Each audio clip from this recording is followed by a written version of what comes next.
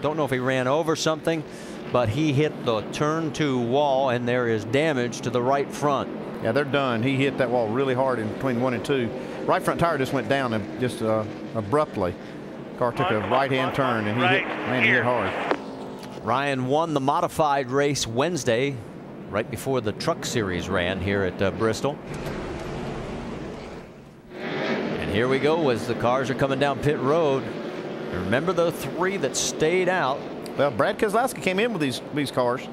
Well, we'll find out why. Shannon? Trevor Bayne says the car is tight. He is having a hard time turning that steering wheel. Chassis adjustment in the back window, 4 tires for the 99. Dave? Shannon, Joey Logano says, I need a decent change. That means a lot. It'll be wedge and removing spring rubbers from the left rear tire for a car that is a little bit tight in the center. Jamie?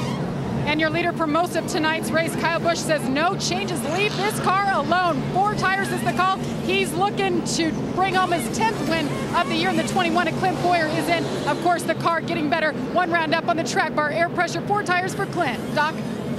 Brad Keselowski wanted to pit because he was worried about the left front fender. He said, guys, pull that left front fender out. I had some contact with another car. 4 tires, he is away. The fender, by the way, looked okay from here. Thanks for that update, Doc, because that was the important one we were wondering about. Nationwide Insurance race off pit road. Kyle maintains station. Keselowski gains 1. Look at Michael Annett as he picks up 7, and Trevor Bayne loses 4. All right, now let's go back and show you what happened to Ryan Newman, as there you see Ryan inspecting the damage. You can see right there as Ryan Newman got down into the middle of turn 1 and 2. Right front tire let go. Hard hit in the wall.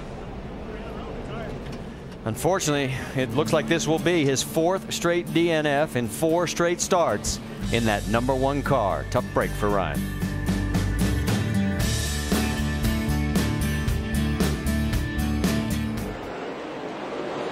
Back to green flag racing. Remember when Carl Edwards, Elliott Sadler pitted earlier? They're at the front right now. Parker Kligerman 3rd, Stenhouse 4th, Kyle Busch restarts in 5th.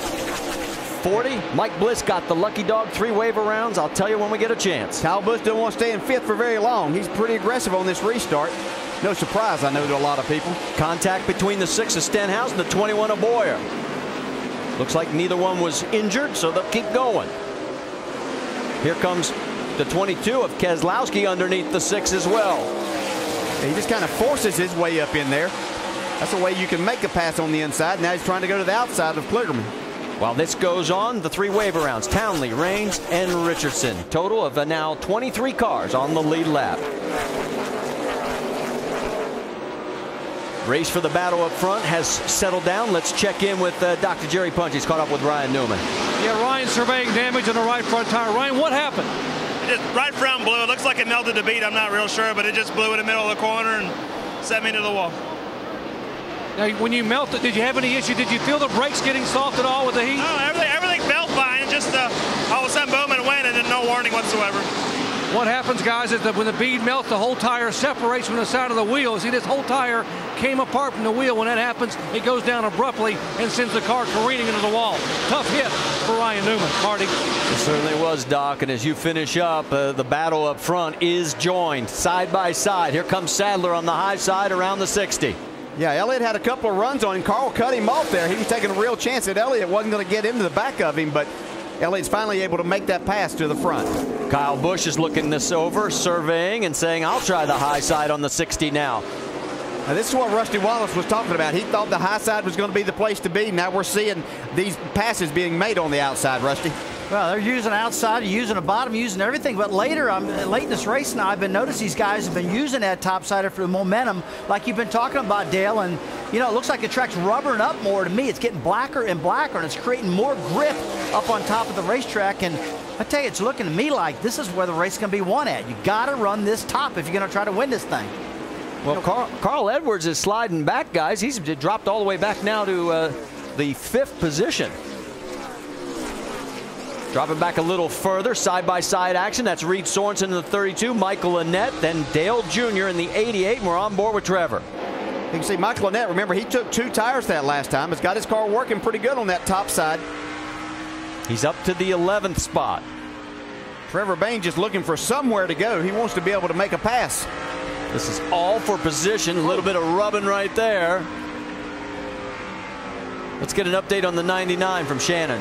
Trevor Bayne stalled the car when he was trying to pull out of his pit box. Restarted his race 13th, but guys, he has had a solid car, a little bit on the tight side. It is really a work in progress, though. His spotter, his crew chief, talking him through each lap, and each lap, Trevor is trying different lines on the racetrack, and he continues to get faster. Dave. Shannon, one of the reasons why Michael Annett thought that he could take 2 tires as they get ready to go 3 wide again, that didn't work before. Annett's car had improved on that run. It had been really loose in the run before, and that condition had improved, so just 2 tires with a wedge adjustment is the reason why. And on the right side of your screen, the battle for the lead has been joined by the 22 of Brad Keselowski. Remember, he did stop. I'll tell you, Elliott Sadler's got the preferred groove up top, and he's not going to let anybody get on the outside of him. And if he takes a peek on the inside, Keselowski's going to shoot to his outside. So Kyle Busch kind of stuck in a rock and a hard place. Any correlation to the fact that these 3 all ran the truck race? I mean, Kyle won it. Brad finished 7th. Elliott had a disappointing night in 26th. Yeah, I think they're definitely, I mean, these guys found something. They saw exactly what this racetrack is going to start giving them now, and they're putting that to good use. Jamie, what's the latest you're hearing on the 18? Well, under caution, Kyle Busch, he knew he pitted and some guys didn't, so he talked to his guys on the team and mentioned what was going on up ahead of him. Is 60 into 33 thinking they're going to go the rest of the way? Yeah, they are. They are. This caution probably made them good for at least 1 green, white checker. 4 new tires. He jumped to the front quick, and it wasn't an issue, Marty. Well, these guys have opened up a nice little lead. Clint Boyer's trying to get his car back into the mix. There you see him closing, but then it's a bit of a 2-second gap back to Edwards in 5th. Keselowski now just trying something on the bottom. I think his car is probably better on the high side, but he kind of sees it's not going to get him anything. Well, and we're going to see, remember at the beginning of the race, you were talking tires and the fact that these did not fall off in lap times, that they were consistent. They sure hang in there real well, and you see, I mean, the 18 car's got a little bit fresher tires than Elliott Sadler does, but we saw even earlier when Keselowski had stayed out, had about 55 laps on his tires, he was still able to run with Kyle Busch. Yeah, and I think that probably the 18 car's a little bit better than Elliott Sadler right now, but he can't get around him. And before, whenever he was leading, they were running somewhere about 1635 to 1640. Right now, Elliott Sadler's leading at about a 1650. But making this pass is going to be difficult. Okay, here's what I said. Look at Keselowski now moving on the outside of him. Side by side, they go through the corner. Kyle says, not yet. And Kyle had to try something. He was not able to get by, so he had to try the bottom, and that's what cost him 2nd. That was the only room that there was going to be to try to make the pass, and he knew that he was getting held up, but he just couldn't get the grip down there that he needed. So the gamble does not pay off. He finds himself 3rd now, and here comes Clint Boyer right up behind him. This top 4 continues after 144 of 250 laps here at Bristol.